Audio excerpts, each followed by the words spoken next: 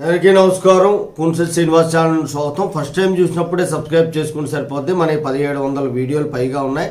మీ సమస్య ఖచ్చితంగా పరిష్కారం అనేది మన ఛానల్లో లభిస్తుంది. ఈరోజు ముఖ్యాంశం ఏంటంటే పెండింగ్లో కేసులు అనేవి పెరిగిపోతూ ఉన్నాయి. ముందుగా ఒక వీడియో పెట్టాను, ఎందుకంటే హైకోర్టుల్లో కూడా తాత్కాలిక జడ్జిలను నియమించుకోవచ్చని సుప్రీంకోర్టు అనుమతి ఇచ్చింది. ఒకటి. రెండోది, ఇప్పుడు జిల్లాల్లో కూడా జిల్లా స్థాయిలో ఉన్నటువంటి పెండింగ్ కేసులను తగ్గించడం కోసం జిల్లా స్థాయిలో కూడా 785 కొత్త కోర్టులు, అంటే ఈవినింగ్ కోర్ట్స్ అని చెప్పి 5 to 9, 9:30 వరకు కేసులు విచారణ చేస్తారు. ఎలాగంటే చిన్న చిన్న కేసులు అనమాట.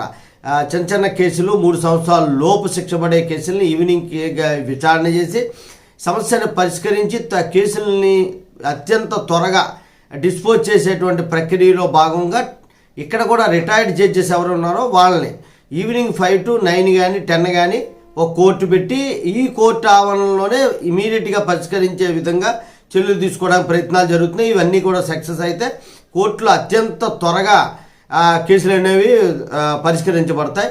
గవర్నమెంట్ ముందుకు వచ్చి కొత్త కోర్టుల నిర్మాణం, కోర్టుల తాలూకా పరిధి పెంచడం, కోర్టుల్లో ఎక్కువ మంది జడ్జిలు నియామకం చేయాలని చెప్పి నేను కూడా వినయపూర్వకంగా ప్రభుత్వాలకు తెలియజేసుకుంటున్నాను.